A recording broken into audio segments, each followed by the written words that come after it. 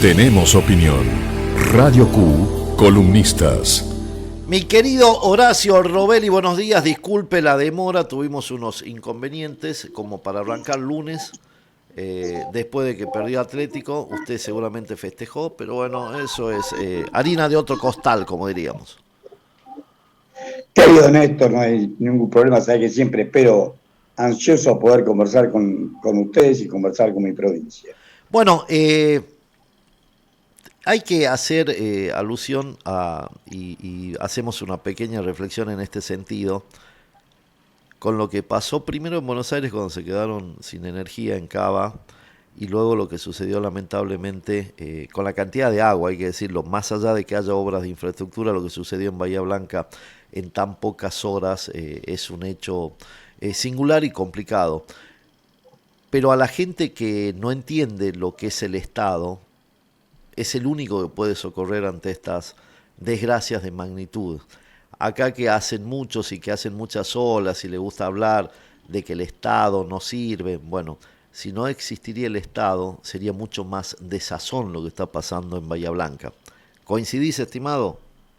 Pero seguro, querido Néstor, es tal cual lo que vos decís. Lo que demuestra, lo que pasó con la energía eléctrica acá, un Sí, corte de toda la zona sur del Gran Buenos Aires, Avellaneda, Lanús, Loma de Zamora, bueno, toda esta zona sur y también parte del sur de la ciudad de Buenos Aires, totalmente oscura, porque no hay control del Estado sobre Edesur. Acordate que Edesur pertenece a la empresa italiana Entel, y esa empresa italiana no invierte hace muchísimos años. Antes, hemos tenido gente de los sindicatos, del gremio, que se quejan de que hace años que siguen con las mismas instalaciones que había en la época cuando era estatal, sí. o sea, cuando era SECVA. No han hecho grandes modificaciones, o por decirte muy pocas. Y esto se demuestra, la falta de inversión. No pasa lo mismo con Edenor. Edenor, vos sabés que hubo varios Sí, cambios de sí. mano. Hoy el dueño es Pampa Energía, pero por lo menos tratan de tener en funcionamiento la gran mayoría de las máquinas y equipos de Edenor. En cambio, no así en Edesur. Hay quejas muy fuertes del sindicato, inclusive de lo que sería el gremio de técnicos, de Ah, profesionales, de que hay falta de inversión. Eso demuestra la falta de control del Estado. Vos tenés en las privatizaciones, por más que hubo privatizaciones, vos tenés un compromiso.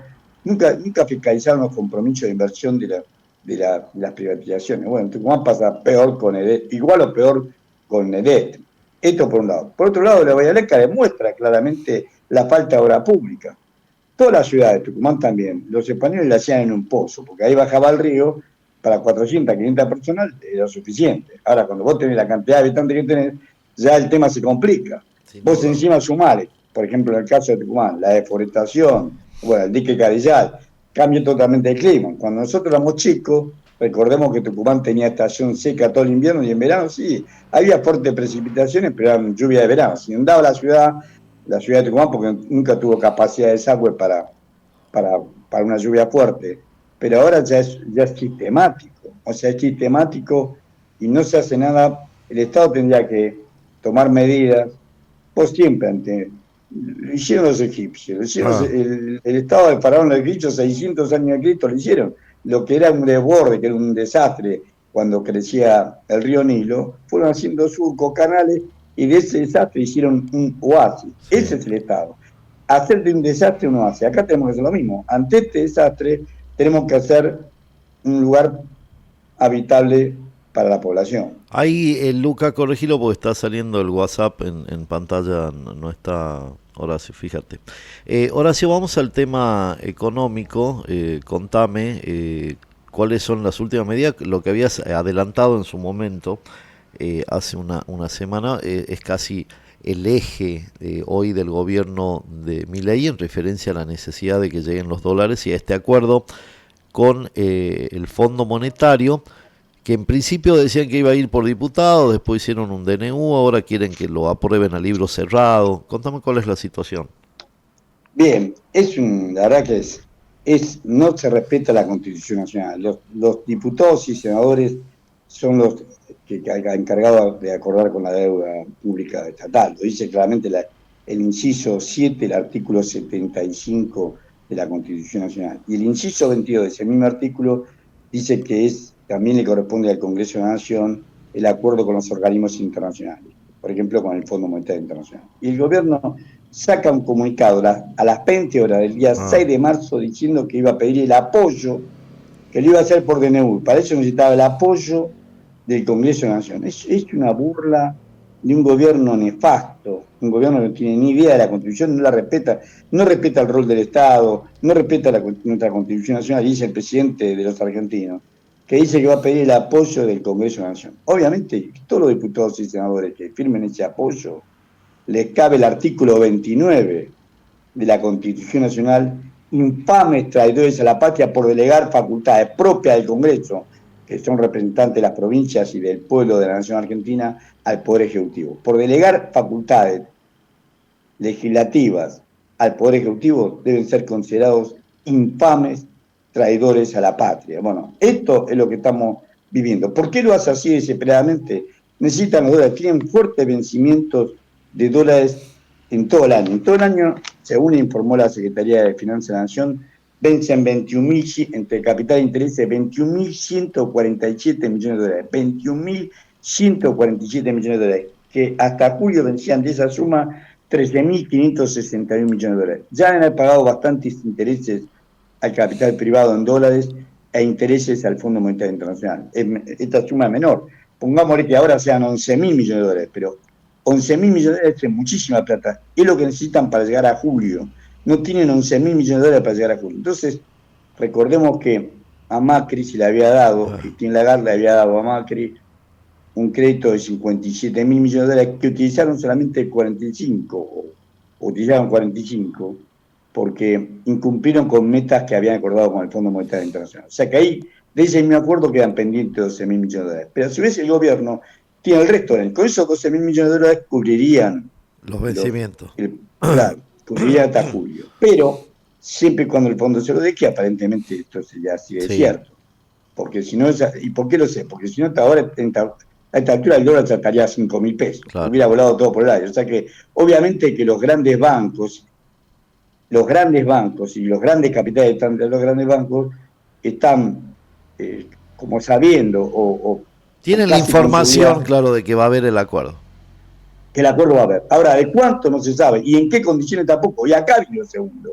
¿En qué condiciones? Porque no solamente que van a ir a plata. ¿En qué condiciones? Por eso que el apoyo, como bien dijiste vos, a libros cerrados, sin que sea, que es una función legislativa. ¿Por qué no lo hacen? Porque evidentemente vienen, nosotros no tenemos sorpresas, ya estamos viejos y somos lechuzas cascoteadas. Pero para decirle a los más jóvenes, en el año 1998, el Fondo Monetario Internacional, en el año 1998, Menem presidente y estaba Roque Fernández como ministro de Economía. En el año 1998 el Fondo Monetario Internacional había aclarado que se había llegado a un acuerdo con el gobierno argentino de que se iba a convertir en sociedad anónima el Banco Nación. Era un acuerdo entre el Fondo Monetario Internacional y el gobierno argentino de Menem. Por supuesto, el gobierno lo admitió y creo que no era tan así. Finalmente el gobierno no lo pudo hacer, pero lo hace este gobierno. Manda por decreto de urgencia convertir en sociedad anónima el Banco Nación, que es un pedido del fondo. Después el tema previsional. O sea que el mayor gasto público de la Administración Nacional, los jubilados tucumanos son nacionales, tenés 7.200.000 jubilados y pensionados. Cobran una miseria la gran mayoría de ellos, pero se ajusta por inflación. Entonces el ajuste de la inflación le hace un mayor gasto público. Un mayor gasto público cuando este año, a diferencia del año pasado, no tenés el ingreso del blanqueo, no tenés el impuesto país, porque eliminaron el impuesto país, que era la compra de dólares. No tenés lo del anticipo de bienes personales. O sea, hay muchos ingresos que no tenés, y si la inflación se desboca, si la inflación le crece más, lo que el mes pasado fue 2,2%, se supone que en febrero, por más que mientan el aumento del precio de la carne, va a hacer que la inflación no sea menos de eso. Y tercero, porque estamos hablando de la deuda en dólares, pero la deuda en pesos tampoco es menor. La deuda en pesos, tienen fuertes vencimientos de deuda en pesos, van pateando la pelota para adelante en un mes. La verdad que la vez pasada habíamos hablado que están solamente en pesos, le están financiando los bancos a 30 días y a una tasa mayor. Por ejemplo, el miércoles 26 de febrero cerró la tasa a 2,7%. Y ahora este miércoles 12 de marzo, porque ellos licitan dos miércoles por medio, hay que ver cómo cierra la tasa, porque si la inflación, ellos suponen que va a ser arriba del 2,2%, que fue la inflación de enero, y los bancos van a querer pedir el 2,8, 2,9%. O sea que tenés una mayor erogación por los títulos de deuda en pesos, independientemente que el fondo te solucione el problema en dólares, con más deuda, o sea, tenés deuda con deuda, contraes deuda para pagar deuda. Pero en pesos se le entra a encarecer más el gasto financiero. Y por más que reduzcan el gasto público, como lo hicieron, sin miramiento, han desmantelado programas de salud, de educación, han paralizado la obra pública, no le transfieren a la provincia lo que le corresponde por ley. Bueno, toda esta barbaridad que vivimos, han cambiado por un decreto la ley de movilidad jubilatoria, han hecho todas estas barbaridades. Yo no sé si les va a alcanzar con todas estas barbaridades por la situación de que se le capen los precios y le aumente el gasto público que está indexado por la inflación. Ahora, ¿cuál es la visión que tienen ellos? Porque vos escuchás, digamos, las teorías económicas de Milei cuando da entrevista, luego algo más de Caputo por ahí, y es como que ellos se muestran exultantes sosteniendo esta idea de que todo alcanza con bajar el gasto público y con sostener la inflación. Yo, digamos, soy básico en economía y hago un razonamiento casi, digamos, básico, primitivo. Si no producimos, si no generamos riqueza, por más de que acomodemos la cuenta, en algún momento la plata no alcanza. Pero tal cual decís. Por ejemplo, la estupidez esa que dijo en su discurso del 1 de marzo, de que bueno, que no era mal que vengan las importaciones porque iban a reducir los precios por las importaciones. Lo que no dice, porque no sabe de economía. Él repite a un que murió de esquizofrenia, un escritor norteamericano, que era un marginalista dentro de la escuela marginal, que es Murray Rothbard. Él lo repite, lo ha plagiado, ha copiado hojas enteras, la tradujo al castellano y ha copiado en su libro, está denunciado por la editorial de Murray Rothbard, todo esto es cierto, pero él no sabe economía. Vos tenés un efecto multiplicador. O sea, cuando vos importás, dejás de producir vos, y si dejás de producir vos, dejás de generar trabajo, ingresos acá en el país. Por más que teóricamente le abaratás el precio al consumidor final, por otro lado estás dejando sin trabajo a gente que producía ese bien acá, a las empresas que producían ese bien acá, y esto produce una depresión salarial y una depresión económica. Cae el salario y cae el consumo. En la Argentina, aún con Milei, prácticamente el 70% de lo que se consume, por ejemplo, alimentos, vestimenta, se produce acá. Entonces, si vos sustituís la producción, trabajo extranjero. O sea, pero yo ahí es donde me mareo, Horacio, porque al fin y al cabo, uno de los manuales de economía decía el crecimiento de un país se sustenta en la sustitución de importaciones, en producir más en el país de lo que se compra afuera. Eso era un manual. Es de manual. Hecho que decís vos, es la base del keynesianismo. O sea, y la Argentina creció industrialmente cuando entró a sustituir importaciones. En la crisis del 30, nosotros entramos a sustituir importaciones porque en la crisis del 30 los países se cerraron todos. Entonces nosotros tratamos el famoso pacto Roca-Russell, sería largo contar. Se había caído muy fuertemente las importaciones y vos no tenías plata para importar. Vos hasta la crisis del 30, el modelo agroexportador, para ese sector, porque lo demás vivíamos mal, pero ese sector que vivía bárbaro, exportaba carne y trigo y traía todo. Como a eso se cortó por la crisis del 30, por el pacto Roca-Russell, ahí tuvo un ingreso la mitad de lo que tenían antes, tuvieron que entrar a sustituir importación. Y ahí comienza la industria. Federico Pinedo fue el primer industrialista en Argentina, que era el ministro de Hacienda de Agustín P. Justo en la década del 30. Después, Perón lo llevó eso a su cenit. Toda la industria de Perón fue sustituidora de importaciones, tal cual lo que está diciendo vos. Toda nuestra industria tiene, y todos los países del mundo tratan de sustituir importaciones. Bueno, pero si esa es la lucha que tiene Trump con los chinos, básicamente. Decir, lo produzcamos acá adentro. Ese es el planteo. China, ¿por qué creció? Porque China empezó a hacer zapatillas. Entonces los alemanes y norteamericanos decían, bueno, mientras ellos hagan zapatillas, mejor. Nos sacamos a los trabajadores que rompen los pies, reclamando, y nosotros hacemos las máquinas. Pero los chinos después aprendieron a hacer las máquinas. Entonces, cuando los chinos empezaron a hacer la máquina para hacer las zapatillas, ya no le compraban nada ni a Estados Unidos ni a Alemania. O sea, lo que acaba de decir vos es el centro de la economía. Esto, todo economista que se precie de tal sabe esto. El que no lo sabe es Milei. Y Caputo tampoco. Caputo porque es un financista, no es economista. Caputo lo que manejó toda su vida, la mesa de enero, el saco acá, Sí, pongo allá, sí, gano sí, más. sí. Especulación. Y Milei es un gran ignorante, aparte de demostrar que es un imbécil, se dejó tapar por 3 pibitos de 40 años. Se deja tapar por 3 pibes de 40 años que no conoce nada, que es un imbécil.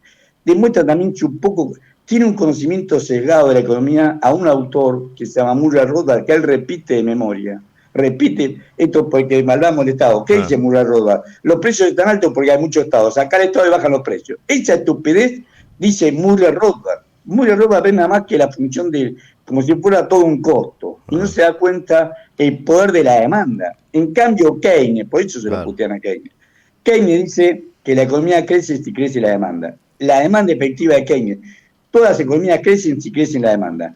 Y Perón decía, ya que hablaste de la sustitución de importaciones, Perón decía, yo estoy enfermo, voy al médico, le pago al médico por el horario, porque el médico necesita vivir. Voy, compro los medicamentos en la farmacia, porque los trabajadores de la farmacia, el dueño de la farmacia, el trabajador del laboratorio, el dueño del laboratorio, necesitan vivir. Y después voy a mi casa y tiro los remedios a la basura, porque yo también necesito vivir. Con este ejemplo de Perón, demostrar la importancia de la demanda. Si yo no demando, ¿por qué está todo parado? Porque no tiene plata para demandar. Claro, porque es un ejemplo claro. Todos dicen, bueno, van a venir productos, sobre todo tecnológicos, más baratos. Está bien, capaz que los televisores salen más baratos, pero si no hay gente que genere plata para poder comprar los televisores, ¿de qué sirve que esté barato? Exactamente. Es barato para un sector de la población. Ellos la libertad la consideran para los ricos. La libertad, porque la libertad, dice este idiota, este enfermo mental, el presidente que tenemos, este débil mental, dice, repite esa cantinela, que no tiene nada que ver con la realidad. La realidad es la que acabas de decir vos. La realidad es que las industrias nacen sustituyendo importación. Uno copia igual y mejora. Lo hizo China, todos los países, lo hizo Corea, todos los países industriales nacieron sustituyendo importación. La Argentina misma, con Pinedo, nació sustituyendo importación. La última, había un run de que podía devaluar, tuvo que salir fuerte el gobierno de mentirlo. ¿Cuál es la sensación que queda? ¿Vos crees que si se aprueba el crédito con el FMI no va a suceder? Bueno, ellos patean la pelota para adelante. Ellos quieren llegar a las elecciones sin devaluar. ¿Y por qué lo hacen? El único apoyo económico que tiene este gobierno, Caputo y Bausili, es el capital financiero internacional. BlackRock, Fidelity, Vanguard, Greylock, Gramercy, todos los grandes capitales financieros que son los que lo pusieron a Caputo como ministro de Economía y a Santiago Bausili como presidente del Banco Central. Ellos siguen ganando plata con esto. Este carril le permite ganar fortuna. Acordate que si vos ajustás el tipo de cambio 1% y le pagás 3% a los títulos en pesos, están ganando 2% en dólares.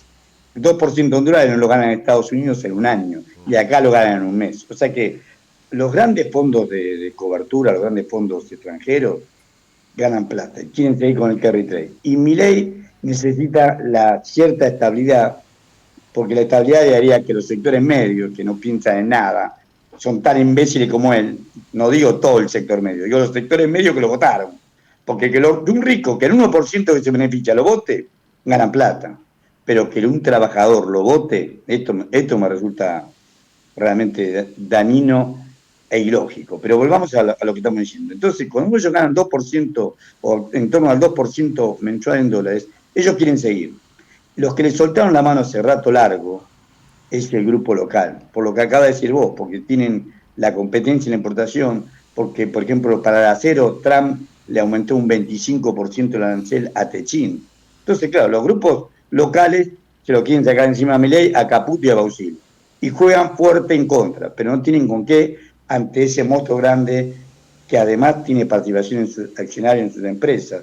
Por ejemplo, BlackRock tiene 9% del grupo Techín. Y que además le financia, le da préstamos.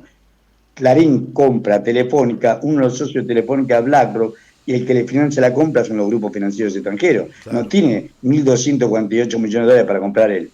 te pide un crédito. O sea, todo esto está, todos están agarrados con todo, pero el capital financiero sabe, pero la lucha es entre el capital local y el capital financiero. El capital local quiere destituirlo a Milei por insanidad mental y tiene todos los fundamentos para hacerlo. Por eso aparece Manes, por eso aparecen sectores que son candidatos posibles a sustituirlo, porque una asamblea destituyente, una asamblea legislativa destituyente pidiendo, haciéndole juicio político a Milei, lo de la criptomoneda, más causa suficiente para hacerle juicio a Milei, que utilizó los organismos del Estado, utilizó la PC que le dio el Estado y tiene inmunidad soberana porque utilizó los recursos públicos y lo vamos a pagar, la estafa de él la vamos a pagar vos, yo y todos los que nos están viendo y escuchando. Bueno, la va a pagar el Estado argentino, el Estado que no, menos Estado y le pagamos la deuda de él, la estafa de él. Bueno, este hecho, ese solo hecho ya es desencadenante de juicio político.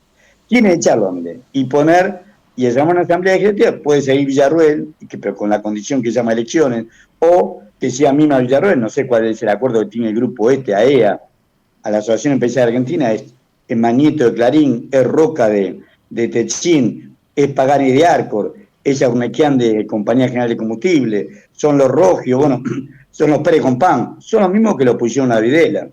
Es que el mismo AEA es el Consejo Empresarial Argentino, que presidía Martínez Dios. No creo que tenga mucha diferencia con Villarruel, no creo que sea el mismo problema que tienen con sea el mismo problema que tienen con Milei. O sea que AEA propiciaría que lo reemplace Villarruel o que Villarruel lo reemplace por un tiempo y llame elección en forma anticipada. Y si no es así, que puede ser un diputado, un senador, un gobernador, presidente de la República, como fue en el 2001, que así asumió Dualde. Una situación muy tensa y Milei tiene el apoyo del Departamento de Estado de Estados Unidos, Marco Rubio, que es el actual canciller, el secretario de Estado de Estados Unidos, del Fondo Monetario Internacional, por más que no parezca, porque el Fondo Monetario Internacional se termina representando a Larry Fink y al Capital Financiero Internacional y el Capital Internacional con base en Manhattan. Ese es el apoyo que tiene Milei. Milei es un imbécil, en la extensión de la palabra, me hago cargo de lo que digo, lo puedo mostrar en cualquier juicio que me hagan, puedo mostrar que es un imbécil, pero tiene un apoyo, el apoyo más fuerte, los grupos extranjeros son los más fuertes hoy en la Argentina, pero los grupos locales, que juegan de local, por más que sean peor que San Martín de Tucumán, y juegan contra el Santos en su mejor época con Pelé y con Coutinho, bueno, independientemente de eso, son locales. Hay que ver cómo sigue esta historia. Amigo, querido, un abrazo grande, cuídate mucho. Muchas gracias, querido Chino, saludos a vos y a todos los amigos de mi querida provincia. Pasaba Horacio Robert y nuestro economista por los micrófonos de Cuentos Chinos.